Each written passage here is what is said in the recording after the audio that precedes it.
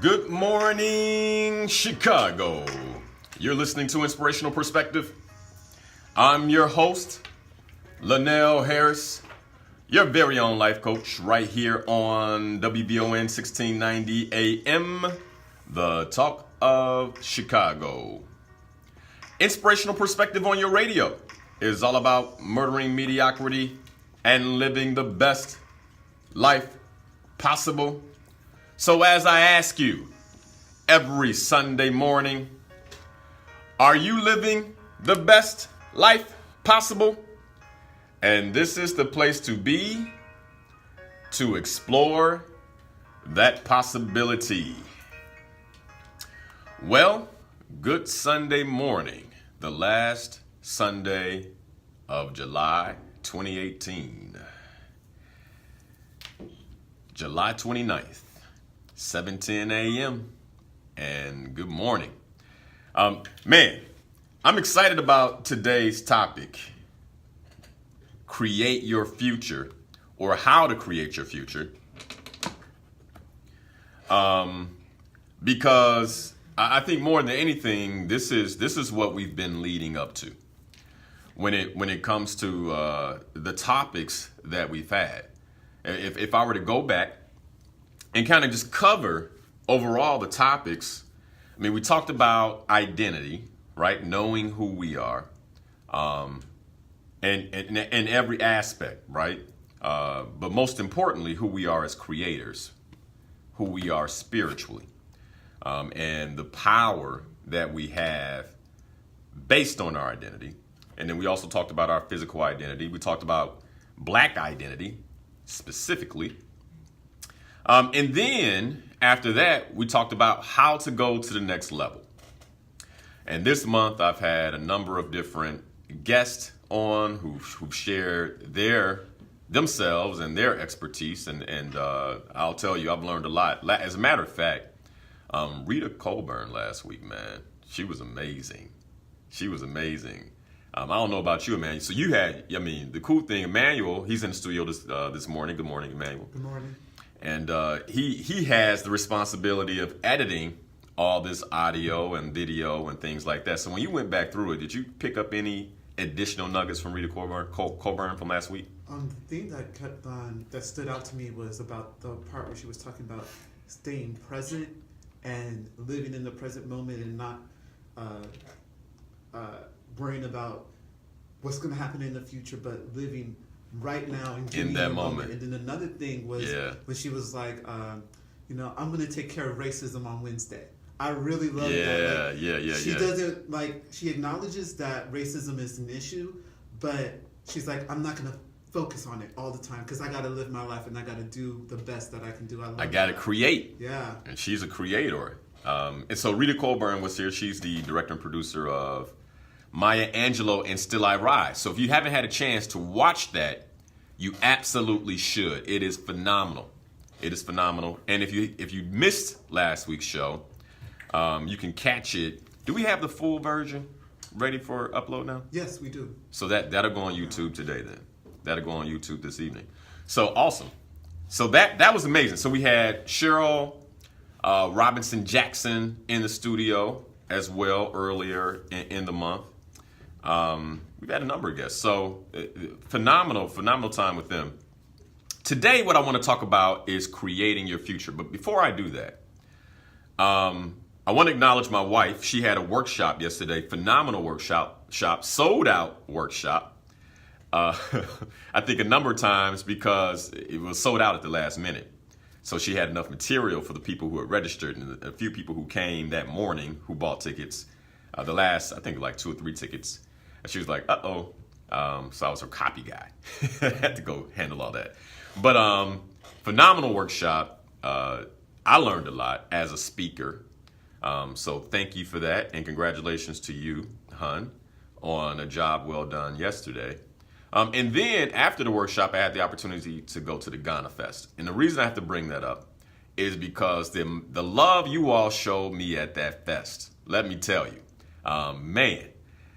thank you. Everywhere I went, you all kept stopping me, kept telling me about what you get from the show. So thank you for that. And then one brother, I didn't get your name. So you have to, if you're watching this, if you're listening, or if you check this out on YouTube later, you have to reach out to me and tell me your name and who you were. You were standing in line to grab some food. I was headed to do the same thing. And he began talking about the Identity and Purpose series. And then he showed me his notes from the series right on his phone. And he had all the highlights and hits and how he was going to personally take what he had learned from the Identity and Purpose series and implement it in his life. And I was so blown away, I forgot to ask your name. But it was just an amazing day. Kofi, who I've known for 20 years, was out there with his wife. Good morning, brother. It was a phenomenal time, and it's always good to be in that depth of culture. So, big ups to the Ghana Council and the work they did, the GNC and the work they did to put that together. All right. Well, let's get into the topic this morning. And let me tell you, invite your friends, share the stream. If you've been enjoying the shows, I believe you're going to enjoy this one. Because the first thing I want to do, I want to open up and I want to talk about what I call walking in circles. And here's what I mean by this term, walking in circles. Whenever we all know someone who has had the same aspiration for years. They haven't hit the aspiration. And in a lot of ways, the reason they haven't hit the aspiration is because when you observe them, you notice that they haven't necessarily changed anything.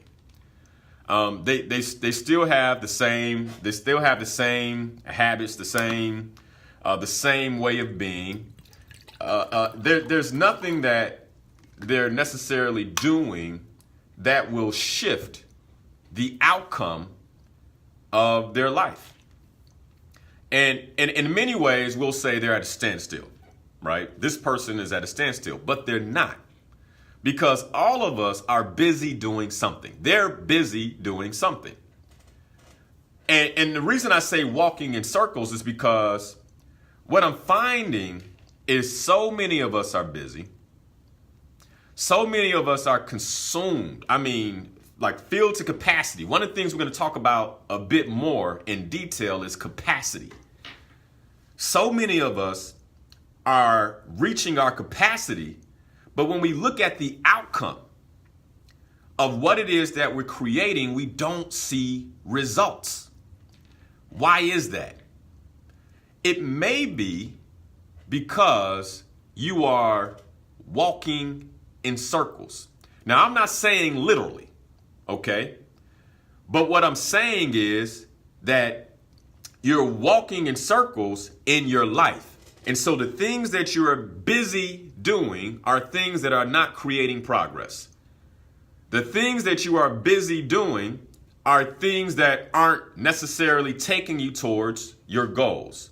The things that you're busy doing are more so based on your need to survive than the natural ability that you have to thrive. Now, where did I get this from? Last week, I talked about Seth Godin, right? Him being a virtual mentor. If you missed that, you have to watch the first part of last week's show. As a matter of fact, I see some of you all popping up. Kofi, I just talked about you, brother. You just missed it. But I was just saying, it was so good to see you yesterday, you and your family. But I got this from Seth Godin, okay? Seth Godin is a virtual mentor of mine. And he wrote a book called Poke the Box. And something that he said in Poke the Box, he talked about this concept of walking in circles. And in this piece, Seth recited some research. And this research had been done by a doctor called Jan Salman. And this doctor is a member of the Max Planck Institute for Biological Cybernetics. I mean, one of the things we're going to talk about a little bit today is psycho-cybernetics. I forgot the book too. That's all right. I'll bring it next week. But so we'll have to pause that. But So Dr. Jan Salman, who did this research, part of the research that was done revealed that what happens to us when we don't have a map, when we don't have a compass, and when we don't have landmarks to determine where we are, that what happens to us if we're lost in the forest or we're lost in the desert and there's no North Star, there's no sun to guide us, is that as human beings, we have the tendency to literally walk in a circle. Now, you've seen movies before where the people are lost. Maybe they don't have access to the stars. They don't have access to the sun. They don't have access to a map. And even in the movies, we'll notice that there's a scene where they come to a place where they say, I think we've been here before. And then there's a look of despair on the actors' faces as a result of that. I think we've been here before. I think we're walking in circles. And so even in the stories that we write, the movies that we watch, this concept of walking in circles is something that is dealt with. But my question today is, how often are we dealing with this concept in our real lives? Like, am I making progress? Am I truly making progress, or am I walking in circles? When it comes to my health and my well-being, am I walking in circles? Did last month I lose 10 pounds? I had a phenomenal month, and this month I just gained it all back, right? And by the way, we rationalize these type of things. We say to ourselves, well, July, we ate a lot of barbecue, and, nothing happens in May and June, but July is the summer, and they had all the festivals, and I was drinking and I was eating, and that's why I gained the weight back. So we rationalize it, right? Because we don't necessarily feel like we're lost. But if you see this trend in your life where you gain weight, you lose weight, you gain weight, you lose weight, or your health gets better, then it gets bad. Your health gets better, then it gets bad. I would have you consider that this may be an area of life where you are literally walking in circles. Are we walking in circles in our relationships? I mean, you've been in the same relationship for years, and you all have the same exact challenges all the time. You can almost predict when you're gonna have the challenge. You know that every holiday season, you guys are gonna have the same fights. You know that the new year, you're gonna have the same fights. Are you walking in circles? Maybe financially, you're walking in circles. For the last 10 years, you've been making the same amount of money. You've been bringing in the same thing. You have the same financial opportunities. You have the same financial goals. You have the same credit card debt. You've been paying down the same bills. And every time you get it down, something comes up in your life where you find yourself making another bad decision, and you turn around and you're right back in the position that you tried to pull yourself out of. Are you walking in circles? Maybe it's in your work where, this is your third job this decade, and you got the same complaint. You got the same boss that doesn't like you, right? Different boss, same thing, right? You're doing the same type of work that you knew you didn't like 10 years ago. You feel the same way on Monday mornings. Are you walking in circles?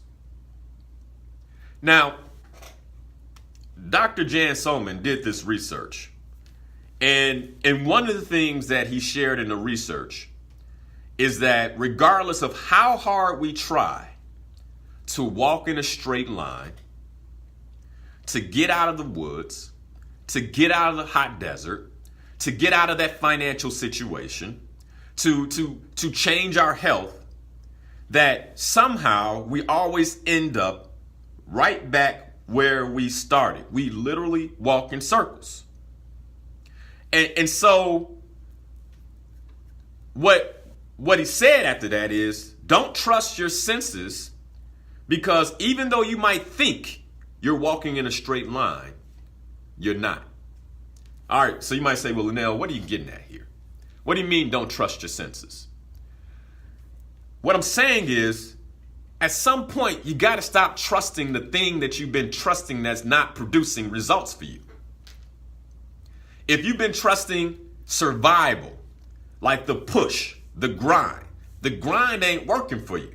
The grind is not going to help you create the future that you really want to live.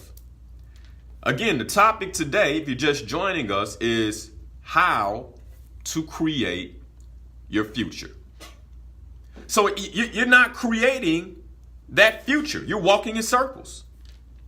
So this got me to thinking, because for most practical reasons, life doesn't come with a map. And I say practical because there's a lot of guides out there, right? If we want to pay attention to those guides. So for most practical reasons, life doesn't come with a map.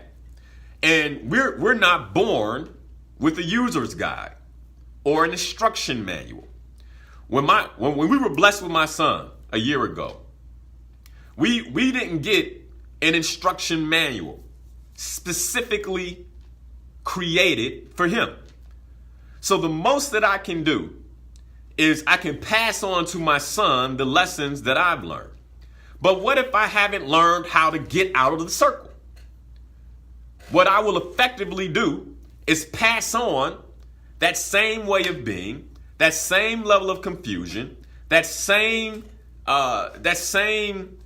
consumption of busyness with no progress. I'll pass that right on to my children, because that's the manual I'm following. So at some point, we've got to kind of take a step back and begin to ask ourselves, what is my map? Like, am I willing to step outside of how I've been doing things? Am I willing to create change, which is a bad word, by the way? It's funny how many people will say, change is good. But as soon as you bring some change into their life, they get upset with you. They don't want that change. Don't bring me that change. Change is good over there, but I don't want change over here. But change is necessary to thrive. It is necessary. So the question becomes, what is it that we need to change? If we find ourselves in this circle, we find ourselves always busy but not making progress, what is it that you need to change? For many of us, we're living life like that hamster in the wheel. We're running. Some of us are running fast, but we're not making any progress. And I want you to think about something. That if you have the ability to run that fast in that wheel, what would happen if you got out the wheel and you started actually running towards your goal, running with the purpose? Like, what could you create if you put that same amount of energy into getting towards the goal, but actually shifting and changing up what needs to be changed, what needs to be shifted? So that brings me to a couple of questions. Because most of us have ambitions and endeavors that seemingly get left up to circumstance.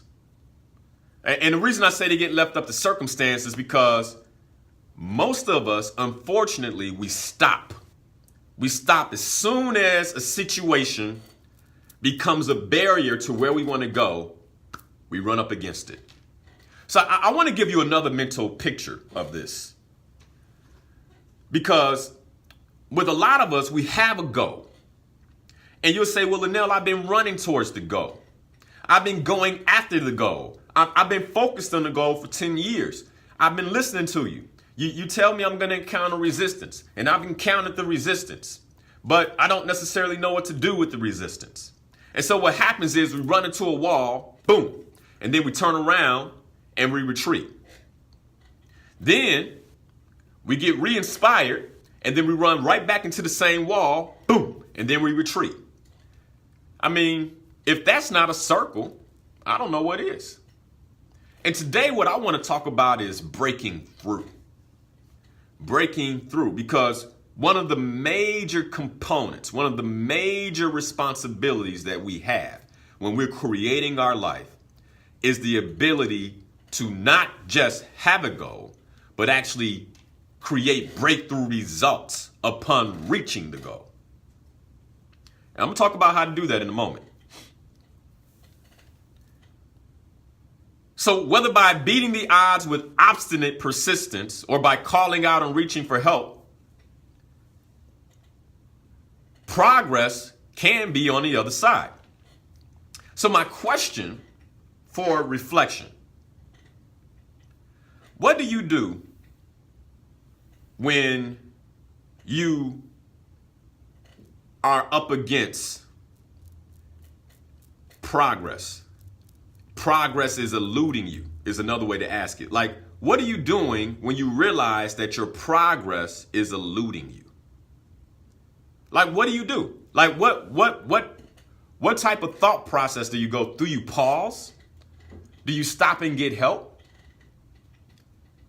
And have you considered taking the time to draw a map or identify your North Star? Now, what do I mean by that? I'm going to give you a perfect example for me. Some years ago, I began to realize that I kept running up against the same thing. I'm running up against the same thing. Now, I had a North Star. What is my North Star? My North Star is my purpose, right? That's my purpose. So first and foremost, let's get one thing very clear. If you don't know your purpose, it is very likely that you are running in circles. You're walking in circles. And that is one of the number one reasons that progress, that success eludes many of us, because there's a lack of purpose. Now, I talk about this ad nauseum, but so many people are not taking their purpose seriously.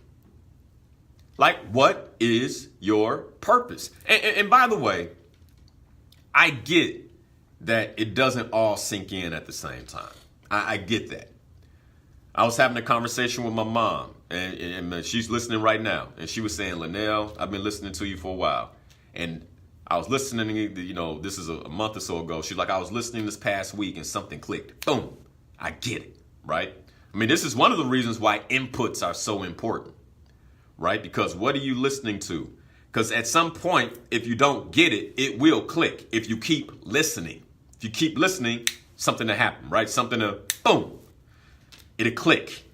You'll see that point that you've been missing.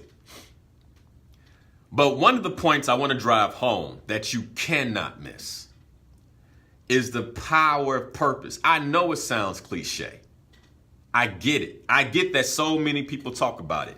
I get that you can go online right now and 1,000 people are trying to help you find your purpose. I get that.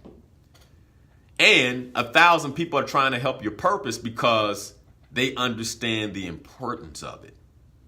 The question is, are you willing to take a chance and actually begin to create a strategy around fully understanding and walking in your purpose? So let me pause right there, because one of the things that has blown my mind. So back in 2015, I started doing workshops helping people distinguish their purpose. So I would have a conversation like this on the radio, and I would say, if you want to find out your purpose on the planet, then come to the workshop. And people would reach out to me, and here are some of the things, here are some of the objections I heard. Okay. By the way, I was charging $100 for the course, and by the way, grossly undercharging, because if I do a workshop today, it's not going to be $100. So if you went, good for you. Okay. And honestly, I believe I was doing you all a disservice by only charging $100, because what happens is, I believe in some ways in our mind we say, well, I could do that whenever. That's not that important. If it's only $100, I'll do the next one. That's not that big of a deal, because we begin to kind of balance things out in our minds based on the value, right? But I was giving $100,000 worth of information in that workshop. Now, how can I say that and be so sure of it? Because my purpose has generated for me well over 6 figures. Distinguishing my purpose, living aligned to my purpose. Now, I'm sure some people have already turned me off, like, oh, here we go. This is a purpose show. This is not a purpose show. Purpose is just one of the major components for creating your future. Just one. Okay? It's your North Star. So let's talk about walking in circles, right? That's how I opened up. If I'm walking in circles, it's because I don't have a North Star. And your purpose serves as your North Star. Everything I've done in my life has been aligned with let me correct. Most of the things I've done in my life have been aligned with my purpose. I've taken on some activities that weren't aligned. But for the most part, the major decisions that I've had to create or make in my life have been with purpose. Why is that important? Because I wouldn't be where I am right now if I hadn't made that my North Star. If on my journey, when it came time to make a decision, do I go right or do I go left? Often what felt counterintuitive was making the decision aligned with my purpose. Now, let's talk about that.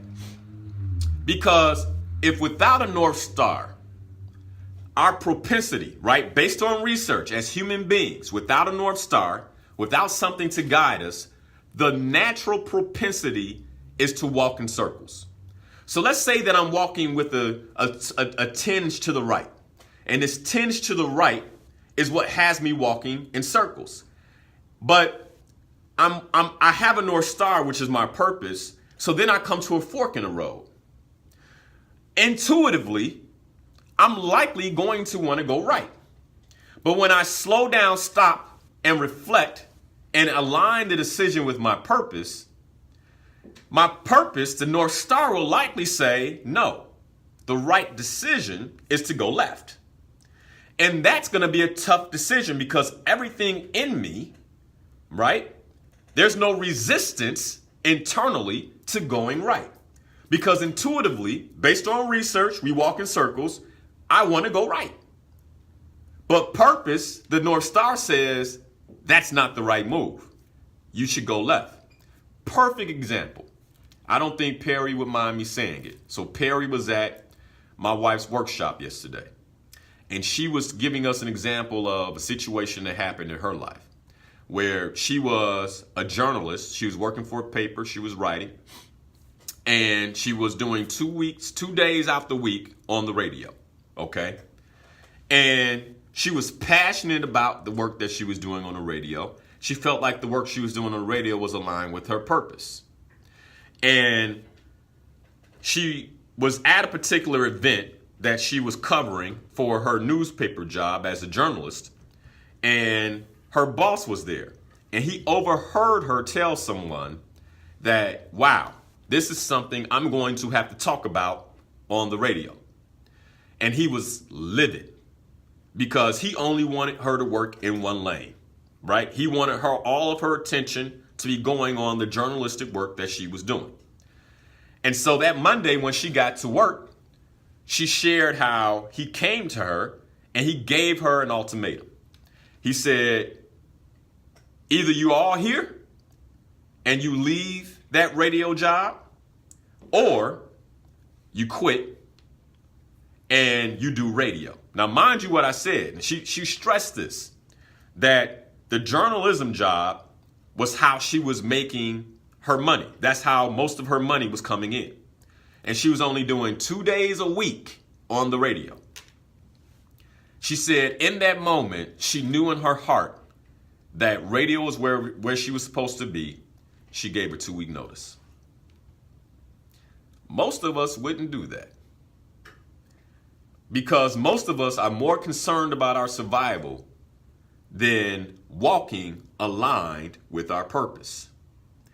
And the reason most of us are concerned with our survival is because when it comes to the big picture of our life, when it comes to what it is that we're supposed to do in this life, we're not clear. And when you are clear, you are willing to make decisions that don't necessarily make sense. I'll give you another example. This comes from my own life. I remember the week before I left corporate America, one of the mature men, brothers at the company, came to me and he started to acknowledge me. And he said, Linal, I'm so proud of you. What you've achieved as a young black man in this company is amazing. And he had, by the way, he had a vision for my life, right? I see you becoming the CEO. I see you taking us into the future. And I'm proud of that, brother, right? And I'm sitting here listening to this man, knowing that I'm walking into my last week. He doesn't know that. The company hasn't communicated that. I know I'm going into my last week. I know that despite the amount of money I was making in corporate America, despite how comfortable the position was, despite the comfort of getting a paycheck, a good paycheck every 2 weeks, health care and benefits, 401k, pension, bonus, all of these things, despite all of that, I knew that based on my purpose, based on the map for my life, that it was time to go. It was time to cut left, even though right felt good. That's the decision I made. If I hadn't made that decision, you likely wouldn't be listening to me on the airwaves right now. It felt counterintuitive. After I left, and I was struggling in my business as an entrepreneur, I was struggling to get hired. And people, not people, but companies were calling, saying, we hear that you're available. We hear that you're open right now. We have the position of global head of diversity over here. We have this position over there. And we're interested in you in taking that. The decision remained the same because the map doesn't change. The map said, stay left. And because I could see in my mind the vision for my life, I stayed left. And boy, am I happy. Boy, am I happy that I did it. Did it feel good at the time? No. Was I concerned at the time? Yes. Did I have peace? Yes. Why did I have peace? Because when you know that you're following the map and the map is taking you towards the destination, regardless of what's happening on the journey right through there, regardless of what's happening on the trail, you know you're headed in the right direction. So I can't be concerned with what's on the trail right now. I can't be concerned with the toils of the journey right here because I'm headed to a destination. I'm headed to a place that is aligned with my purpose because I refuse to walk in circles. So the question today is, who's guiding you? What's guiding you? And if you know your purpose, then who are you supposed to be guiding? Because a lot of us are playing small ball when it comes to the work we're doing. I'm going to tell you something. This is the kind of leadership, conversations like this. This is the kind of leadership. This is the kind of conversation that is critical. It is effective and it's rare. Now, if you're listening to this and you're like, Linal, man, I don't know my purpose. I'm ready to know my purpose. Then I have an online course, $197 that you can purchase at murdermediocrity.com. You can go there. You can purchase the course. It's 10 modules, 21 lessons across 10 modules that if you concentrate and you take on a module a day, in 10 days, you'll know your purpose. And any questions that you have while you're taking the course, you leave them in the comment area. I'll respond to you in 24 hours. That's my commitment to you as you go on your journey for purpose. So I wanted to share that because somebody might be like, well, I don't know my purpose. I don't even know how to begin.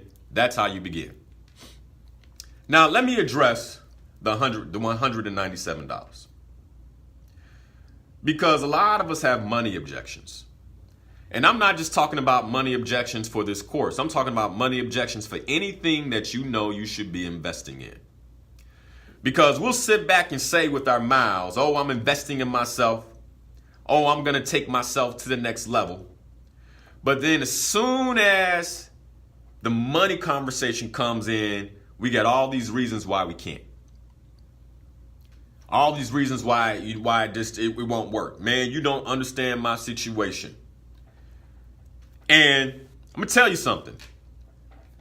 If you're not willing to invest in yourself, if you're not willing to be uncomfortable, to go after something that will transform your life, you will never, I'm not mincing my words, you will never reach your potential.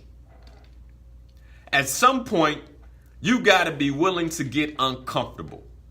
You've got to be willing to do whatever it takes. I've had people tell me, man, that's just too much. That's too, I can't do it. And then I see them a week later, they got a brand new suit on or a brand new pair of shoes on. And I'm not telling you not to take care of yourself. What I'm saying is we got to get to a point where we're clear on what really matters. We're clear on what it means to truly invest and truly be uncomfortable so we can reach that point in our life that really matters to us so we can stop walking in circles. And so that becomes the question. Are you so tired of walking in circles that you're willing to do whatever it takes? Purpose. So now you understand why purpose matters. Now what I want to do is go into how purpose creates a legacy. And as we go into the next hour, what I'm going to start talking about is how to create your future. Because we got the major components out. Okay? Because if you can't create a future that's not aligned with your purpose. I'm sorry. Often, I used to sit back and I used to wonder about one-hit wonders or athletes who go into the NBA, the NFL, the MLB, the NHL, whatever it may be. And after a few years, they're gone. And you don't hear from them. And they're kind of like, for the purpose of, they're has-beens, right? And I don't believe in a has-been. I believe we all have we have limitless potential. But why is that? And then I began to think wow, maybe this person, they put a lot of energy towards a goal that wasn't aligned with their purpose. So let's take a basketball star, someone who, rises through the ranks, maybe goes to college and hits the NBA in 2-3 years, they're gone. And then you see that they're struggling. They're in financial duress. They don't know where they're going. They're literally walking in circles. And part of the reason is because maybe they had the wrong mat. Basketball wasn't the end-all, be-all. Being an NBA star wasn't the end-all, be-all. And so here they are, money or no money, completely confused about life, completely confused about what's next, and literally walking in circles because from a young age, they didn't have clarity of purpose. They really didn't know why they mattered, why purpose mattered, and what they're supposed to be doing in this earth. I think it was last week, I was listening to WVON, and someone was talking about Dr. King and his mentor, and how his mentor taught him that we all have work to do. And if you don't do the work, it will never get done.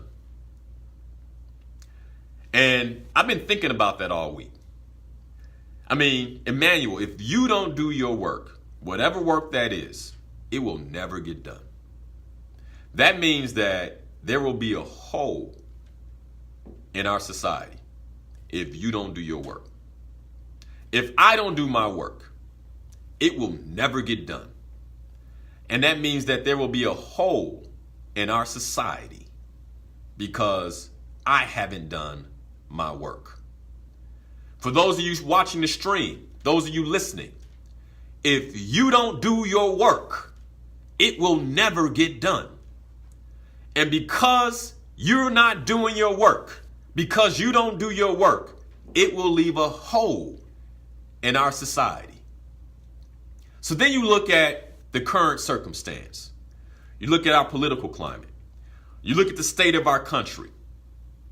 And a lot of times we want to point fingers and say, if President Obama had done what he was supposed to do for the black community, if Donald Trump would just, if George Bush had just, if Bill Clinton didn't, and we'll point fingers at everybody else, but what were you supposed to do?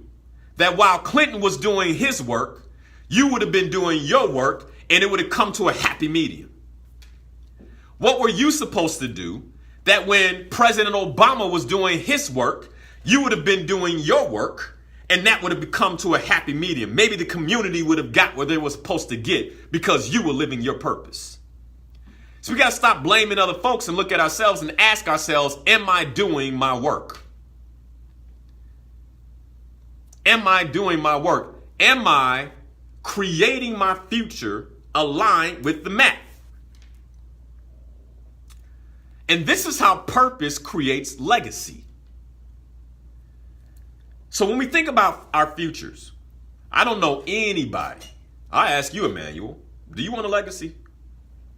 Yeah. Yeah. That's not hard to answer, is it? No, it isn't. I mean, when you think about it, you go, yeah, I want a legacy. Mm-hmm. Why do you want a legacy? I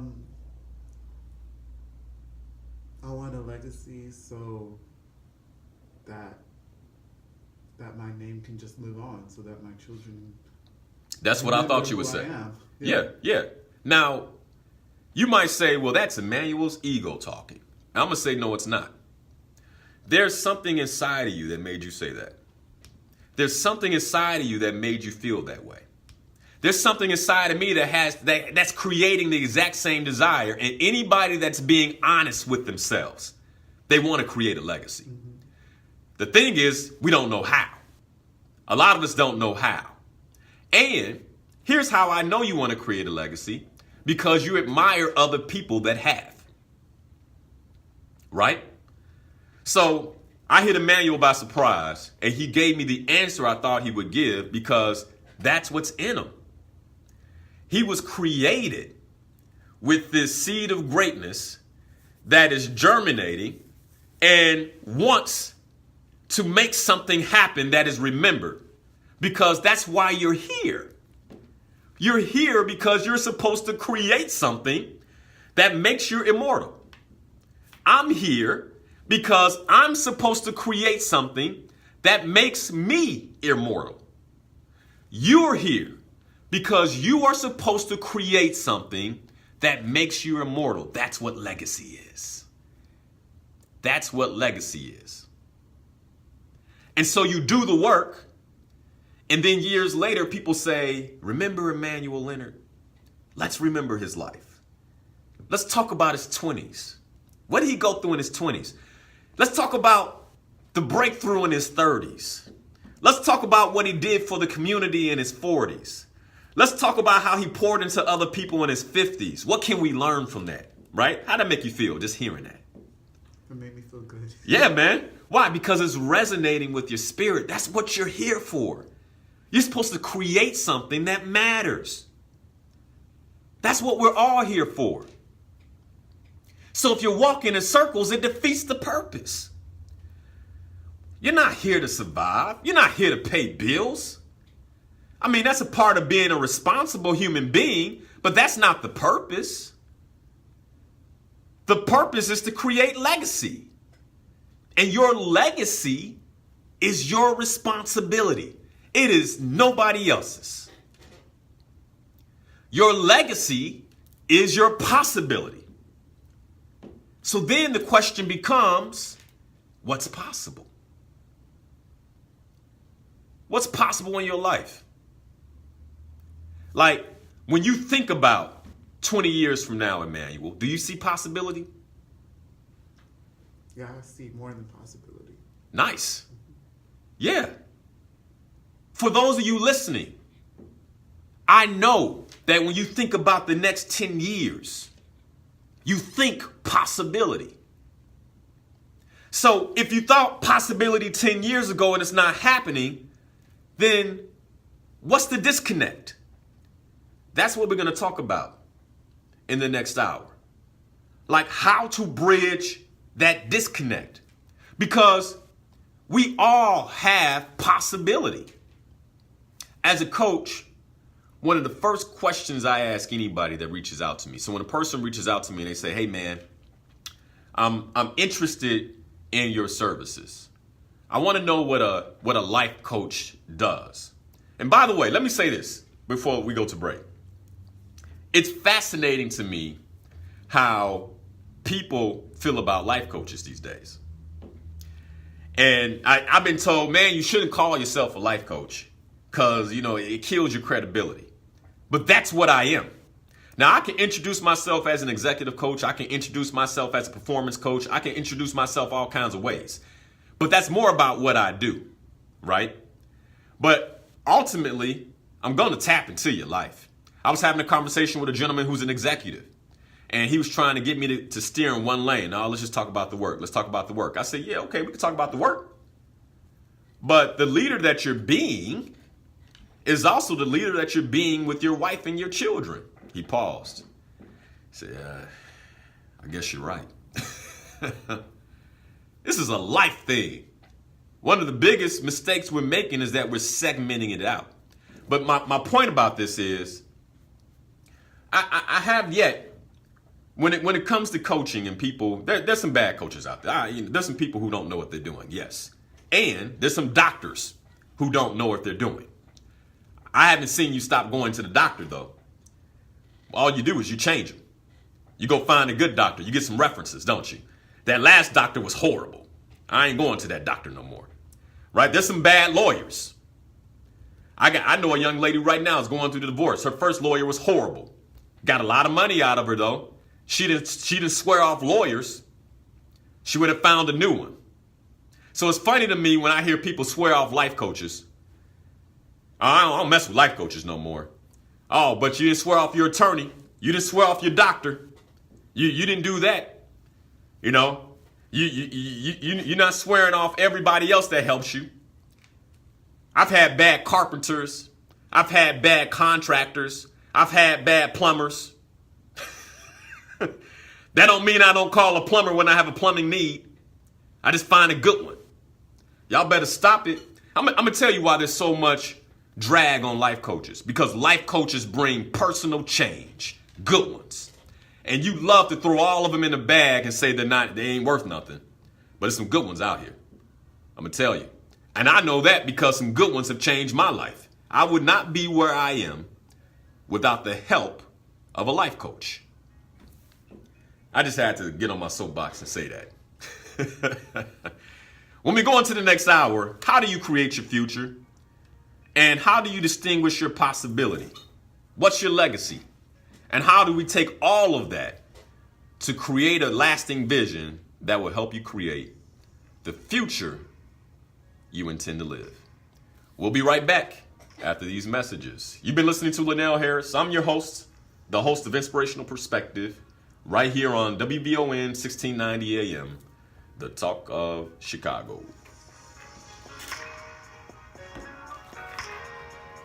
All right. California disaster declaration. Multiple murders. You're right. Oprah did have 5 coaches. I'm sorry I had to get that off my chest. I had to get that all about coaches off my chest. I keep hearing it, man. There's so many life coaches. You don't know who the good coaches are. I'm like, because you're not looking. You don't, when you get on and you're looking for a plumber, you don't go after the first plumber you find. And by the way, when you find out a good plumber and you know they'll do the work, you pay him the price he's asking. That's the other thing I've heard. Man, you too expensive. No, okay. Well, you're not that interested in changing your life. Hey, here's the funniest part. I had one young lady tell me that if I hire you, I can't get my pair of shoes every week. And so, guess what? She didn't hire me. So she got a great pair of shoes while she's walking in circles. Period. Unapologetic about it. But I'm disturbed by it because I care about changing people's lives. And when I see people make these type of decisions, it saddens me more than anything. Because here you are at the door of transformation. And it's not even a matter of, some people, it's not even a matter if they have the money or not. It's a matter of, I don't even want to spend it that way, right? And then I have clients who, for all intents and purposes, don't have the money. I have a young lady who, when she hired me, was making $30,000 a year, okay? So my services for 6 months would take up 1/3 of her income that year. 6 months, my services take up 1/3 of her income. And she was like, you know what? I need a shift. And she hired me. And then she tripled her income. But here's the other thing I've noticed. People like that who are that serious, they create exactly what they came for because they stay focused. And that's what we're going to talk about in the next hour. We're going to talk about focus. But they stay focused.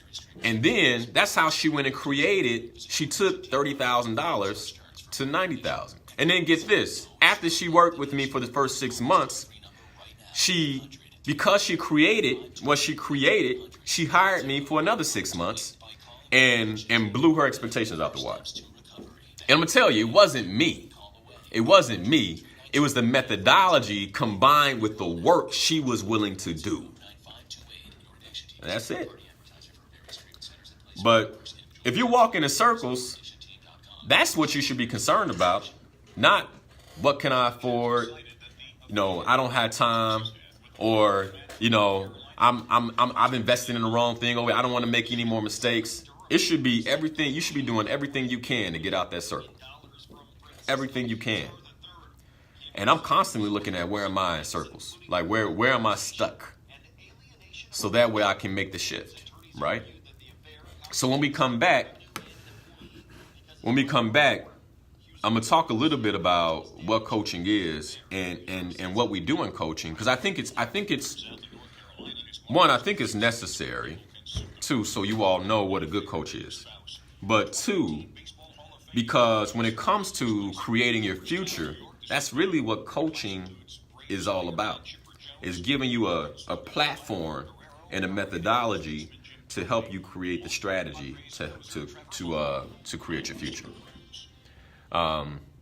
But I said it before. I said it at the Murder Mediocrity Summit. And my wife and I, the last few years, we've been averaging about $30,000 in self-development. So I'm not telling you something that we don't do. $30,000 in self-development. Sometimes more than that, a year. And coaches. Right now, I'm working with 3 coaches. 3 coaches. And by the way, I'm having breakthroughs this year that I've never experienced in my life. But, you gotta be willing You got to be willing to go all in. It's a difference. So when I'm making these decisions, I'm not like, how much it costs? Oh my goodness. It's like, hey, what do you do? What's your track record? Let me talk to some of your clients. What do they say? Oh, okay, let's go do it then. I'm gonna go create that. And I'll tell you something else. If you held yourself accountable to what we're talking about every Sunday, I mean, seriously accountable, that this is coaching right here. So if you held yourself accountable to it, you can go create things but the problem is most of us aren't holding ourselves accountable. And at my wife's workshop yesterday, she shared this acronym for the word clean. I'm not gonna give it all away, but the first three letters, CLE, were clarity. The second one was learning with intention, leading with intention, something like that. Babe, you could tell me. But it has something to do with intention, like leading with intention. And then the E was executing your strategy. And when she finished up, I stood up and I shared because they were unclear. Like, well, what's the difference between clarity? Isn't clarity and intention the same thing? I'm like, no, it's not, right? It's different. And they were like, isn't intention your strategy? It's like, no, it's not. It's different, right? And it's not semantics. They are different. And what I shared is that one of the major things I come up against with executives I coach, is most of them, the reason they are ineffective is because they don't spend enough time creating a strategy and executing on the strategy. Because we get pulled into the work so quick, right? We have this propensity for busyness. And so because we have this propensity for busyness, we prefer to stay busy versus stopping and actually reviewing the strategy, updating the strategy, working on the strategy, and then using that as the roadmap for busyness. And that's why a lot of us are busy and we don't see the progress we want. Because we're busyness. David Gergen, the former CNN contributor, he wrote a book. And one of the things he said in his book, he had a quote. And he was like, if I'm in a rocking chair, I'm in motion. And so there's a lot of motion, but I'm not going anywhere.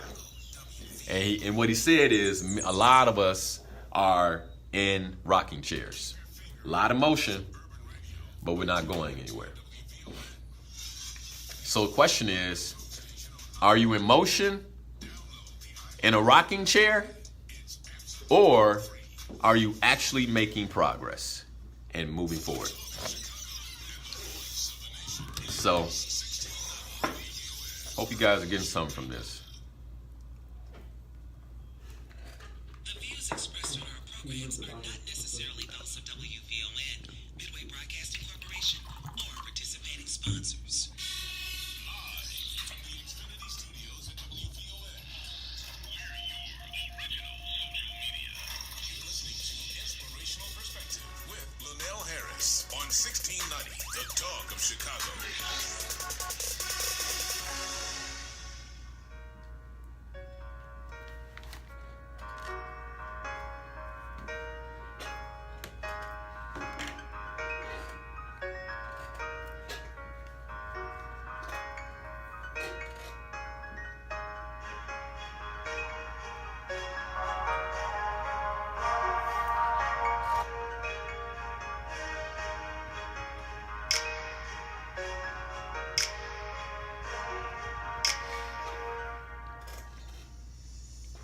All right, we're back. You're listening to Inspirational Perspective. I'm your host, Linal Harris, your very own life coach, right here on WVON 1690 AM, The Talk of Chicago. If you're just joining us, good morning, and welcome to the show. And what we've been talking about, the topic is how to create your future. And what we've been talking about is how we as humans, walk in circles. If we're lost, there's research that we literally walk in circles. If we don't have a landmark, if we don't have the sun, if we don't have anything to guide us. And then we kind of began to investigate, how do we get out of that circle? And part of the answer was purpose. Purpose becomes your North Star. And you make decisions aligned with your purpose. And often, when we make decisions aligned with our purpose, they feel counterintuitive. As a matter of fact, one of the things I hear most often when people distinguish their purpose, so they go through the online course, I'll get emails, Linal, thank you so much. The course was phenomenal. My biggest question is, how do I begin to make decisions aligned with my purpose? And what I always tell them is, well, first, once you're clear, then all the new decisions that come along, you have to make aligned with your purpose. And that should be your constant prayer. That help me be aware of when I'm making decisions or when I'm not making decisions aligned with my purpose. And so it's not going to be a radical shift and change. I'm not telling you to go out and quit your job. What I am telling you is that you know your purpose is not aligned with your job, then you should start looking. And it's not and don't look from a place of survival. Look from a place of possibility, which is what we began talking about at the close of the hour. So let me go there. Possibility. What's possible for you? Now, before I dive all the way into possibility, one of the things that I do want to share is that I'm solely aware that some of us have lost access to dreaming. I'm very clear on that. And the reason I'm clear on it is because I've talked to some of you. And we'll get into this conversation, this very first conversation I have with clients. And I'll ask the question, what are your dreams? And I've literally gotten back as the answer, Linal, I stopped dreaming. And what that tells me is that many people have been so worn out by life, so worn out by walking in circles, so tired of thinking of what may be possible and not knowing how to get there, that they have literally given up. They have literally given up on their dreams, and now they're just existing. And as we begin to dive into what's possible, the first thing they encounter is fear. And the reason they encounter fear is because the reason they stop dreaming is because they don't want to be disappointed anymore. And let me tell you something. The disappointment of being disconnected from your dreams is what keeps you alive. That's what keeps you constantly aware of where you're going. If you forego being disappointed about that, then you have literally stepped into a life of nothing but surviving. I am basically just trying to figure out how to eat and sleep. Because we are wired. You guys heard Emmanuel in the first hour. We are wired for greatness. We didn't practice that. That wasn't a script. That's what's inside of you. We are wired for greatness. We got 3 other mics in the studio. I could have had 3 other people in here asking the same question, and they not heard yours, right? Have them walk out and walk in, and they would have given me the same answer. Because that's how we're wired. We want legacy. We want to create legacy in our lives. So when we give up on legacy, then something's wrong. That's not normal. That means that I've completely buried that seed. I've allowed that seed to lay dormant. And now I'm unwilling, or I'm scared. Most of the time it's because of fear. I'm fearful of tapping into that possibility again because I do not want to be disappointed. So that's one piece. Now, the second piece is those of us who are very aware. Some of us are very aware of our possibilities. And the one thing that we don't know is how to reach it. I said last week, how is a distraction? And here's the reason I said how is a distraction. Because when you think about getting to a destination, when you think about accomplishing a goal, the most important thing, and this is why I wanted to bring the book in, Psycho-Cybernetics. I wanted to read a few stanzas and excerpts from the book. And I forgot the book at home this morning. And then I wasn't even rushing. I was like, it's kind of moving around. I just forgot it. But in the book Psycho-Cybernetics, what Maxwell Maltz talks about, Dr. Maxwell Maltz talks about in his book, is how the brain and how it's wired and how it works for us is that whatever we see up here, we begin to create. And so some of us are so focused on how to create the vision, we take our eyes off the vision itself. And what you really should be doing is staying fully aligned with the vision, keeping the vision in your mind, and then just watching for the cues and the opportunities that will come your way based on what you see. This is what Napoleon Hill called auto-suggestion, right? Have you ever been in a situation where you're looking for a car, right? And you start test driving, you test drive this car. And after you test drive the car, all of a sudden you start seeing it on the road everywhere. You ever been in that situation? And you never really saw the car like that before. Does that mean the car wasn't there? No.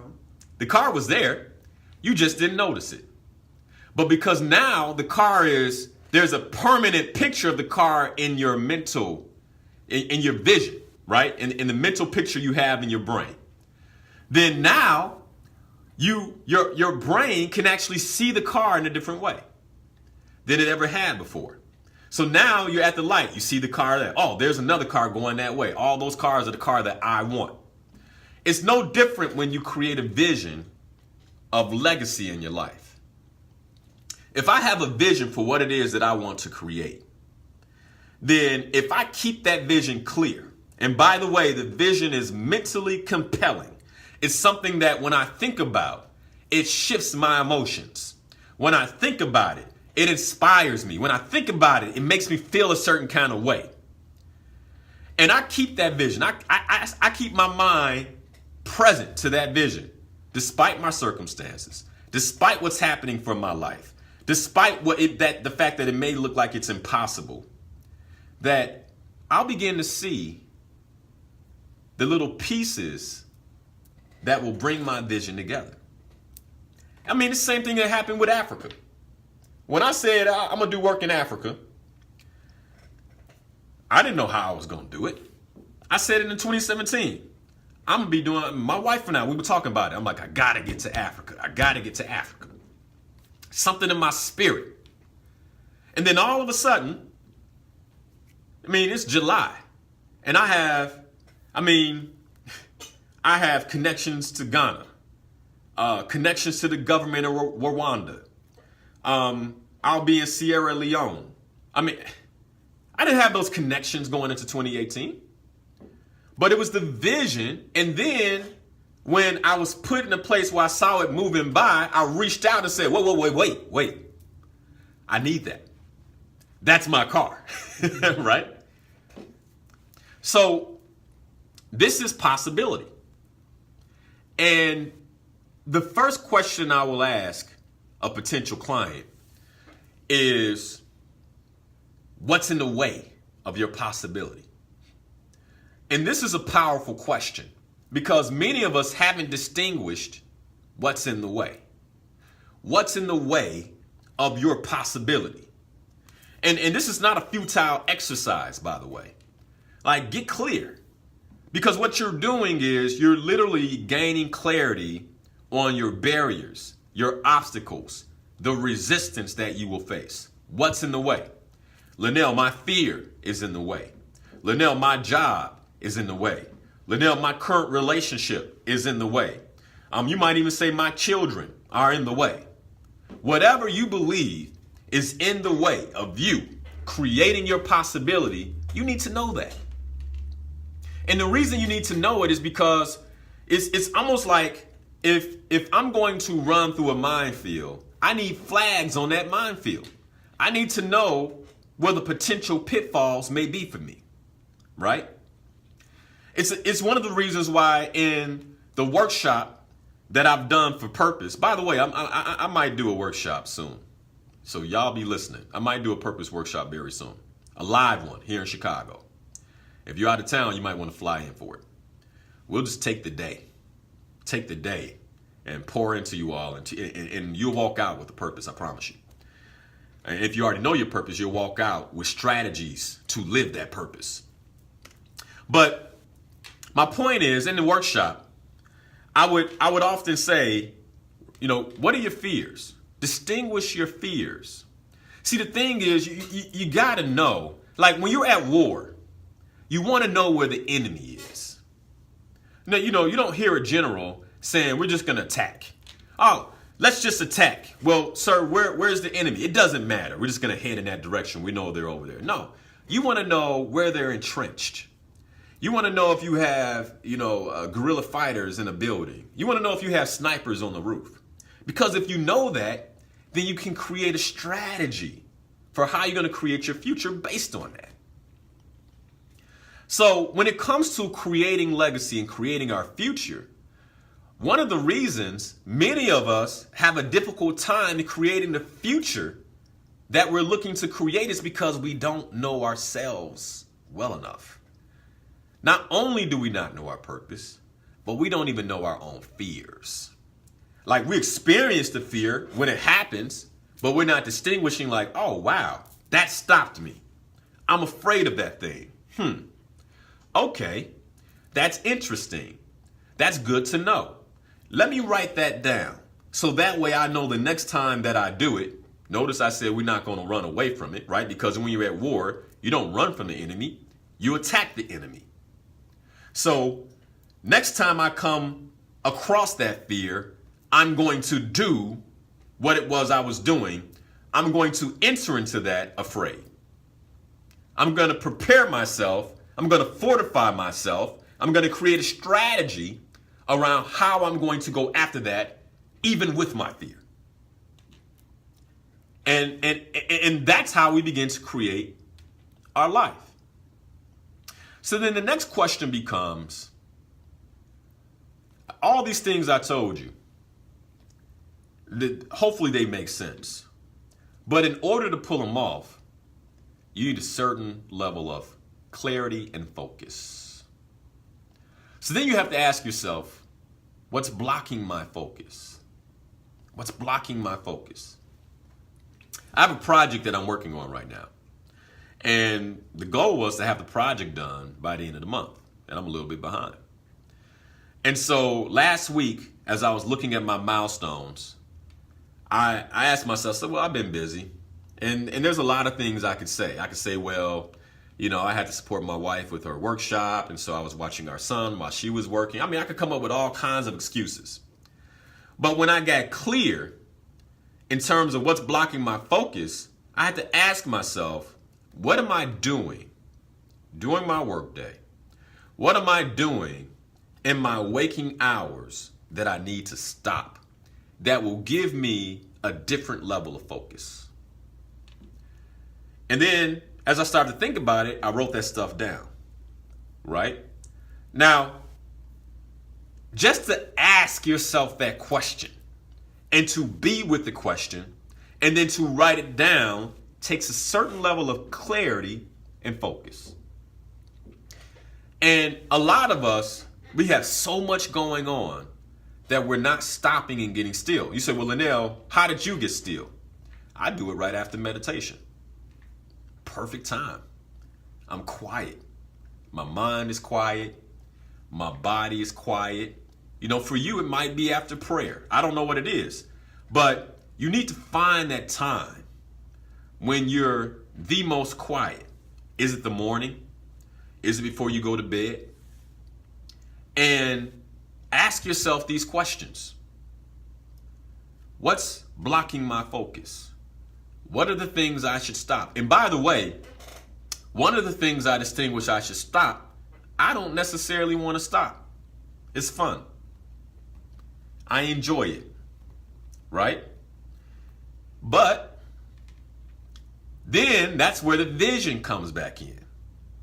Let me get clear on the vision and then ask myself, do I want the vision or do I want this temporal fun? Because the fun is temporary, right? And by the way, most of the fun we have, like, it don't stay fun. I remember when Great America was a whole lot of fun, right? Whole lot of fun. Now I can imagine walking around Great America like, what time we leaving? Right? Now, when my son gets old enough, I think it'll be fun again because he's having fun. But right now it'd be like, man, what time this place close? It's just not the same amount of fun, right? So most of the things we have fun doing, the fun runs out. And here's the other thing, we don't even remember the fun. Think about your favorite movie. Like, can you really remember all the movies? Sometimes you watch it. My wife and I, we were talking about The Last Dragon with Bruce Leroy. And I was quoting, we were coming back from our date Friday night, and I was quoting stuff from The Last Dragon.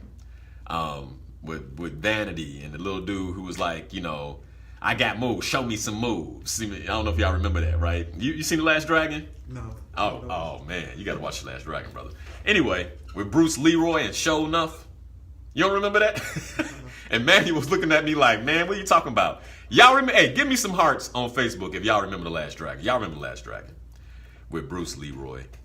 And but anyway, so I was thank you.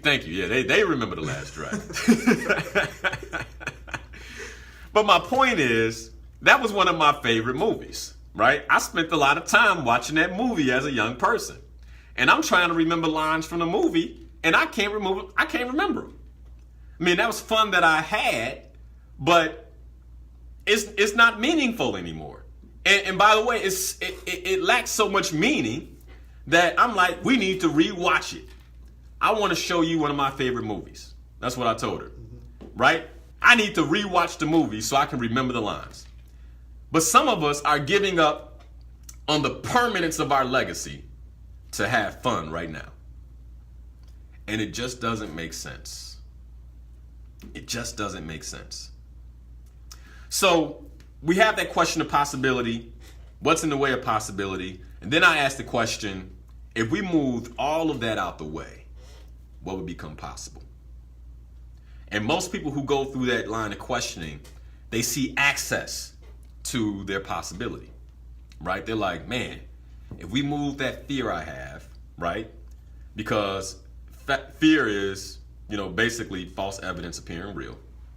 So if I move that false evidence appearing real out the way, if I move these other things that seem like obstacles out the way, man, a beautiful legacy is available to me.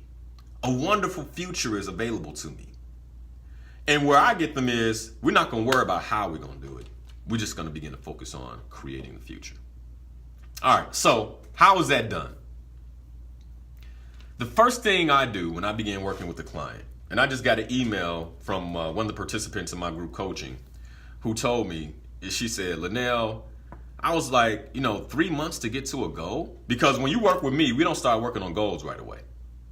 We don't start working on goals. Because in order to create your future, we need to figure out how you're looking at the world right now. Because if you were looking at the world right now from a place that was working for you, right? Then what that would mean is you'd be creating what you want to create. And so it's likely that your view of the world is distorted. Why is it distorted?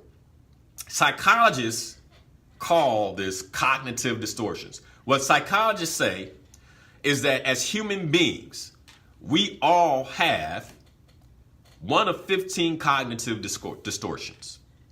And we get these distortions from how we're raised and experiences we go through in life. And so what happens is maybe we experience some trauma, right? And it doesn't even have to be bad trauma. It could be I got talked about as a child for not having money and for having clothes that were old, right? So that's not even bad trauma. I mean, that's just it. I was clothed, I had on shoes. They weren't the best shoes, and they weren't the best clothes. But I did have on clothes. So it's not bad trauma. But in the human experience, what happens is we go, man, I didn't have enough. And when I don't have enough, people don't like me. And so now, when I look at life, I'm always trying to figure out where I don't have enough and how can I get more. And so that thing begins to drive me. It becomes one of my cognitive distortions, one of my psychological cognitive distortions. And many of us don't even realize we have it. Right? So in the first month, what we do is we begin to work on these cognitive distortions. In ontological coaching, we call it your context. Another way to explain this is, Emmanuel, if you had on blue sunglasses and I had on red sunglasses and we looked at the sun, what color would the sun be for you? Blue sunglasses. Yellow sun. Would it be blue? I don't know. Would it be blue? It'd be green. It'd be green. Oh, okay. Yeah, because you're looking through the green sunglasses, right? Oh, okay. My bad. Yeah. All right. So it'd be green. Okay. Right? But if I have on red sunglasses and I'm looking at the sun is orange. Okay. Right? It's saying that the sun is always bright yellow. Okay? Well, consider that your lens that you're looking through is your cognitive distortion. It's based on your experiences, how you grew up, whatever trauma you experienced, all those things. That's how you're looking at the world. Okay? My lens is the same for me. So when I look at the sun, by the way, this is why people have problems in marriage, okay? And relationship, period. When I look at the sun, I say it's orange, and you go, well, Linal, no, the sun is green. Now, who's wrong? Who's right? And see, this is what happens when we begin to go after our goals, right? Our goals live outside of our context of how we see life. You know, if I'm allowing my drive to have enough, to be enough, right? By the way, that was my context, still is my context, right? So when I went through coaching, I was able to distinguish this. My coach helped me distinguish this, that my context is I'm looking at everything as, do I have enough? I couldn't leave corporate America because I felt like I didn't have enough saved, right? And later, working with my coach, we went through it line by line. I had enough saved to not work for about 3 years. I mean, nothing. I could do nothing and still live at the same level. But in my context, that wasn't enough. And by the way, the reason I saved that way is because I never wanted to be in a situation where I did not have enough. It drove me. It drove me at a very basic level. Now you might say, well, Linal, that's good. It is good in certain areas. It's phenomenal because I saved good money, but I was doing it everywhere else too. I was doing it with myself. You're not good enough. You got to do more. I was doing it in my work. Overperforming. And to do a presentation in corporate America took me hours and hours and hours. Why? Because as a black man, I needed to make sure when I showed up in that boardroom that I had done enough. It was driving me. And I remember this clearly. I remember going through a coaching session and being in a meeting in corporate America, and I had just presented. And my presentation had colors and graphs and it was all nice and put together. And afterwards, they asked me a few questions. I answered the questions and I sat down. And then the VP of marketing got up, of marketing, by the way, and his presentation was black and white. You could tell he had just typed the words. He ran them through what he needed to run through. They answered his questions and he sat down, and it hit me. It probably took him about 20 minutes to put that together. And it took me about 3 hours to do mine. And then I'm running around saying, I don't have enough time. That's also in the context. My cognitive distortion. And it was from that place my life began to transform. See, here's the thing.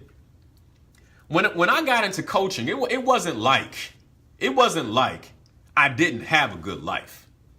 I was traveling the world. I was making 6 figures. I was living the life. Okay, I was living a good life. The difference is I wanted to go to the next level. Like, what is my next level? So coaching is not because something's broken. It's not because something needs to get fixed. It's simply because you're looking for a way to create your future, to go to the next level, to distinguish things that are holding you back from the next level that are all about you. It's about getting to know you.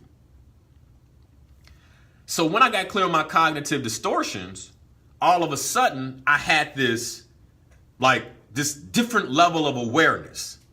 And if I was to break down what coaching is, all it is gaining new levels of awareness.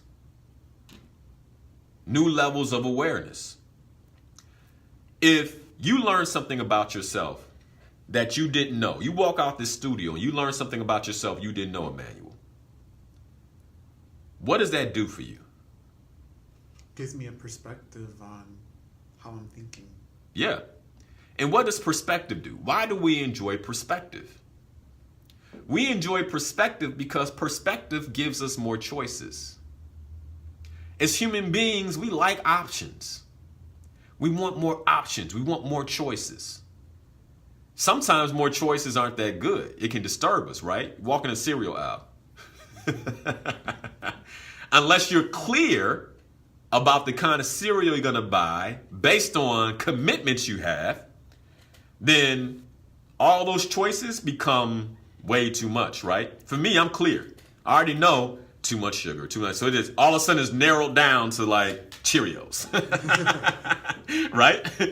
But for other people, it's like if I don't have that clarity, the cereal aisle grocery shopping could be overwhelming because there's choices.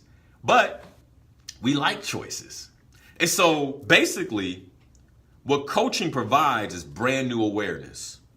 All of a sudden, I just saw somebody on here like, oh, that's what's going on with me. I'm overperforming. And by the way, a lot of us black folks, we do that. We overperform because we have this context that I'm not good enough. And you might say, well, Linal, it's not driving the show, but man, I would have told you that 10 years ago. I would have told you that's not driving my show. And that's the very thing that was driving my show. I was overperforming. I was compensating for what I felt like I might not have. I had to prove something. And there's nothing to prove. I was qualified for my position. And so that thing was draining me. It was literally draining my ability to go to the next level. Because instead of spending energy on breaking that ceiling, I was spending energy on maintaining the current level. All my energy was in going into maintaining the current level. And I was exhausted. So what coaching does, it creates awareness, right? And what awareness provides is access to new choices. So now I have awareness that that's how I'm operating. And so now I can choose something outside of that mode of operation. If I don't know, I can't choose it. But once I do know, I can begin practicing choosing something different. And the reason I say practicing is because any new habit we build always comes from some type of practice. So now I'm practicing, noticing how I step in and out of this cognitive distortion. And we all have it. So the question becomes, what's your cognitive distortion? What's your context? Because the thing is, most of us don't know. And that's the beauty of working with a certified ontological coach. They'll help you distinguish that. For those of you who heard my soapbox on this whole thing about life coaches, that's why you want to have a good one. All right, so then let's think about this. If coaching provides me access, so if I gain awareness, coaching provides me more awareness, and then I get access to new choice, then the final step is the ability to then choose something powerfully. I'll give you another example. So, like I said, when I started working in coaching, I had a good life, right? the one thing that was missing for me was this need to have a family. Like I wanted a family, but I didn't know how. Sounds familiar? And I don't mean family for you. What I mean is I have a goal that I don't know how, or I have a want that I don't know how to create. That's where I was. And so I couldn't even understand. Like for me, I couldn't even understand how somebody could be committed to one person for the rest of their life. Like I couldn't wrap my mind around that, right? But let's go back to something. If I have a distortion where I'm looking for not enough, then every time I met a woman, guess what she was? Not enough. I could find something wrong, right? Always. Because if I'm looking through that lens, then I'm going to find something. So then if I choose to begin looking at relationship from a new lens, maybe of love, maybe of commitment. Now, I'm not saying I'm taking anything. I have conditions of satisfaction, right? But if I'm looking through the lens of my conditions of satisfaction with love and commitment, that creates a new possibility for me in my life. And so a man who had commitment issues with coaching and therapy is now in a committed marriage, a happy committed marriage. Again, this is how I've been able to create my future. From a place of what I distinguish as possible, I distinguished that committed relationship was possible. I just didn't know how to get it. So when I had the awareness of what was getting in my way, I was able to navigate that and practice looking through a new lens. Practice taking off that blue lens and saying, well, what if I took off these blue lenses that make the sun look green and I just looked at the sun for what it was? What if I looked at women for what they are versus looking at what maybe may not be enough? What if I looked at my wife, who I was dating, for who she is and all that she can be versus what she may not have? What can I create in this relationship? And then there's a shift. Boom. Complete shift. So that's where choosing with powerful intention comes in. That's where choosing with powerful intention comes in. Now, this is also where we begin to tap into becoming a powerful creator. Because let me tell you something. The more you know about yourself, we all say it. I am my biggest enemy, right? I am my biggest enemy. And so once you really buy into that, I'll tell you something, man. I'm at the point now that when I get upset with my wife, when I find myself irritated or frustrated, like I'll be there for a minute. I'll be like, ooh, man, I just wish. And I'll be like, where's this you? Where is this you, Linal? How are you creating this? Because I'm my worst enemy. And as much as I want to point at her, as much as I want to say, you know, what she's not doing or what she could be doing better, how am I creating this? How am I even showing up in a way that's having her do what she's doing? Because it's two of us, right? And then I see stuff. Oh, yeah. Like one of the things I distinguished with my coach this week is I'm hyper responsible. This got created in my youth. I was the oldest of 6 children, right? It's nothing my mom or dad did to me, but it's just it's a part of how I grew up. I'm the oldest. And so I have this hyper responsibility. And so from hyper responsibility, then what I do is I could look at my wife and say she's irresponsible. Because from being hyper responsible, I would be responsible for all that. But then it's like, well, no, it's not that she's being irresponsible. It's that I'm being hyper responsible. And really there's an opportunity for me to teach her or to bring awareness to her about this thing based on my strength of responsibility and not make her wrong for it.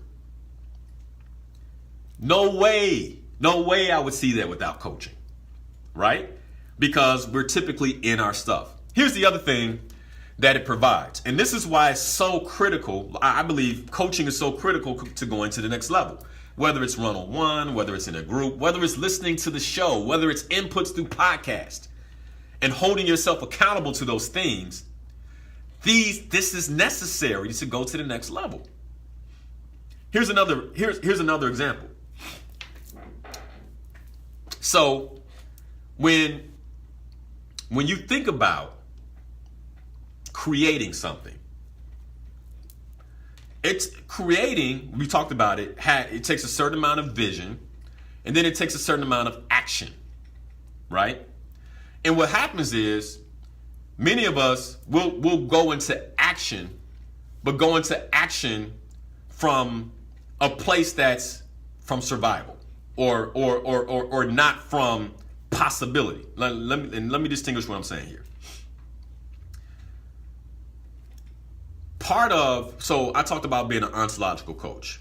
Ontology is the science of being. Who am I being, right? So who am I being in every aspect of my life? Now let's think about this. Who you're being has a lot to do with what you create. If I'm being hate and discord, then I'll create more hate and discord, right? We see it happening. We see it happening. As much as we don't want to give Donald Trump power, it does not matter. Because of the platform of president and what it means, then what he is able to do and create because of who he's being it just is. Because we are creators. We can create good, we can create bad. And what's his name? Walsh. Walsh wrote Conversations with God. I'm trying to remember his first name. First name doesn't matter.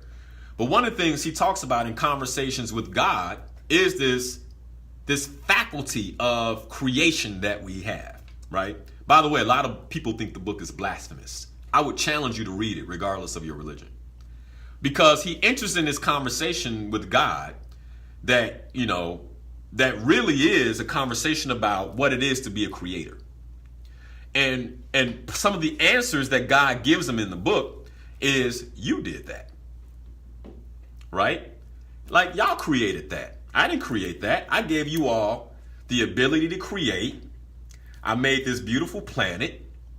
All the things that you need on a planet with abundance.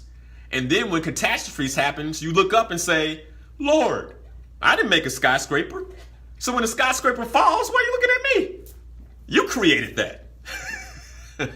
So that's kind of what he talks about in the book. But my point is, it's part of us taking on our responsibility as creator that he gave us. That's what I took away from the book. You could think it's blasphemous. For me, I was like, I am a creator.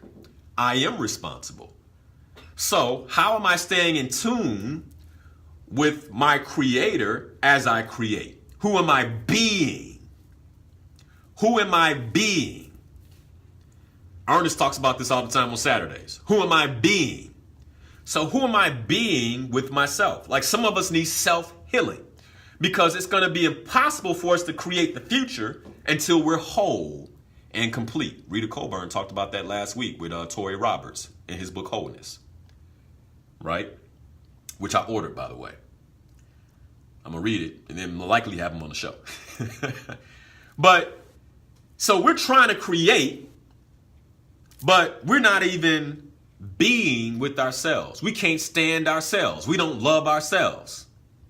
And so how am I going to create powerfully when I can't be with me? Or who am I being in my relationship with my wife? See, one of the things I'm constantly asking myself these days is, what am I creating in my home? What am I creating as a husband? And what am I creating as a father? Because I can work on creating something marvelous in the world. But what does that matter if I can't create harmony and love in my home? I'm a creator. How am I creating the future? Who am I being as a father? Who am I being as a husband? Am I being love? Am I being compassion? Am I being connection? Or am I being disconnection? Don't talk to me. I need some space. Who you being? Or, this will resonate, who are you being in your work? See, one of the reasons why many of us can't stand our jobs is because of who we're being in the workplace. We're being lazy. We're being manipulative. We're being all these things. I put a Friday Funny up on on one of my pages. I think Insights for Life Facebook page. And it's a meme, and it has a boss walking up to a person saying, "Why aren't you working?" And then the person is responding, "I didn't see you coming." Right? I'm not working because I didn't see you coming. And then at the top I have, if you're going to be at work, be fully present. See, if you're going to do something, the scriptures say this. In every text of scripture, the Bible, the Quran, Buddhist quotes, I can go down a list of all these different religions, and what they say is whatever you be the best. And we'll listen to that, and we'll think about that, but we're not doing that. There's something to it. When you show up on Monday, who are you being? And take away, well, Linal, you talked about the job don't even align with my purpose. Okay, start practicing right now when you get the job that will align with your purpose. Who will you be? You won't be able to be that person unless you start practicing and creating the habit right now. And I'll point to myself. I started to check out in corporate America before I left. And so I wasn't always fully present the time I was there. And you know what happened? When I stepped into the entrepreneurial path, I wasn't always present for my company. And I had to shift who I was being. And I'm like, man, why am I not being present for my stuff? Then I realized, I learned how to do that over there. So now it's showing up over here. See, we want things to be a switch, right? Where I can, boom, just turn it on and off. But it doesn't work like that. You have to practice. Who are you being? When you show up on Monday morning, who are you being? Not for them, for you. For you. So, and by the way, this is how you begin to increase your capacity. This is how you begin to create your future. Because you're practicing in every aspect of your life. You're practicing with yourself. You're practicing in your relationships. You're practicing in your work. You're practicing with your money. Who are you being with money? That's a really good question. Who are you being with money? See, because that's how you begin to find what's going on. Maybe the reason you don't have money is because of who you're being with money. What do you mean by being, Linal? You ever heard the term money just burns in their pocket? You get some money that burns a hole in their pocket. That's a way of being.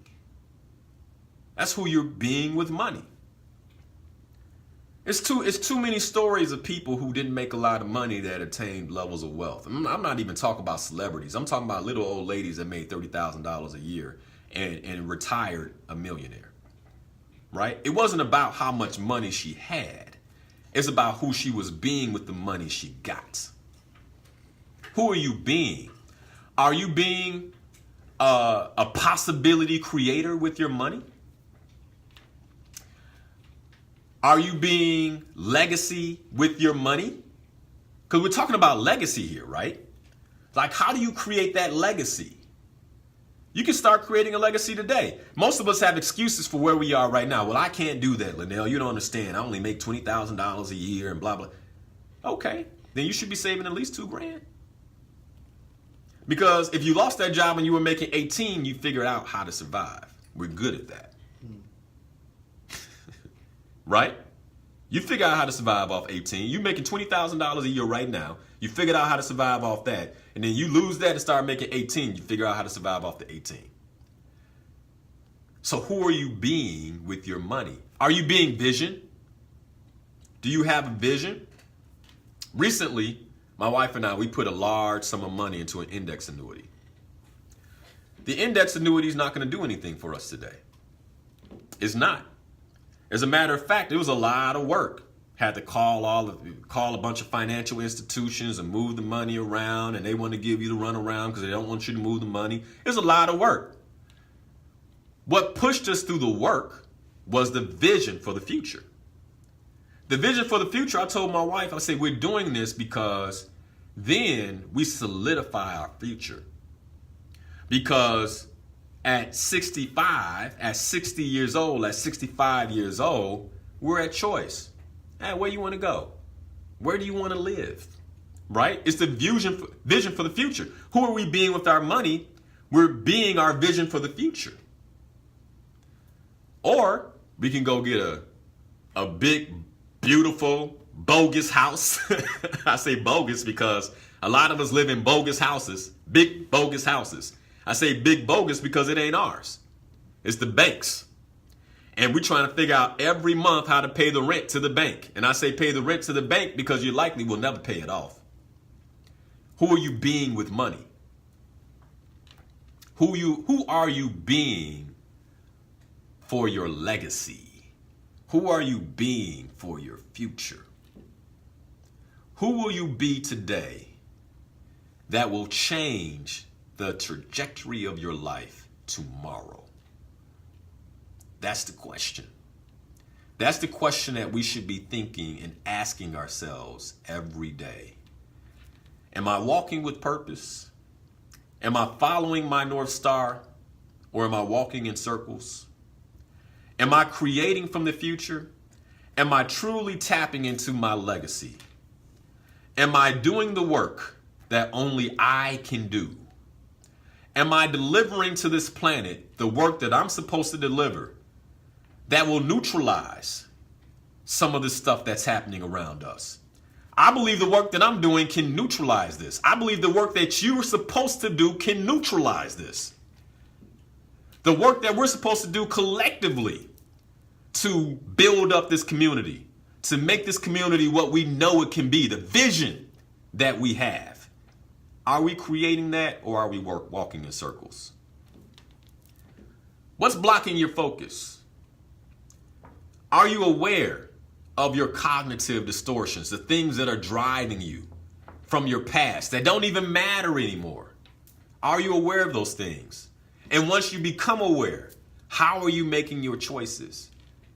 Do you have access to the choices that you really want to have? And are you choosing from those choices with a powerful intention for your future? Are you a powerful creator? Because that's who you are. We distinguished that with the Identity series. We talked about going to the next level with the past series. Now here we are. Who will you be? What will you do to really shift 2018? July is ending. We're going into August. We're going into the latter part of the year. How will this year be a hallmark year for you? How will it be a year of change? Are you willing to bet on yourself? Are you willing to take it all to the next level? If so, take action. You need support? Reach out. Find me, linalharris.com, murdermediocrity.com. If it's not me, find that person that you know can support you and do whatever is necessary to take your life to the next level so you can create the future that is worthy of you, because you are great. Each and every one of you are great. You have a seed of greatness, and you deserve to have a lasting legacy. Well, that's the show. Thank you guys so much for listening. And this is my purpose. My purpose is to help myself and others live the best life possible. That's the North Star I'm following. That's the legacy I will leave. Don't listen to me when I'm gone saying, man, that was good. Hopefully that'll be years from now. Listen to it right now and make the change. I'm Linal Harris. You've been listening to Inspirational Perspective. Special thanks to Manuel Leonard in the studio this morning. Patrick Shelton, the producer. Appreciate you, brother. Keep living your best life and murder mediocrity. You've been listening to WVON 1690 AM, the talk of Chicago.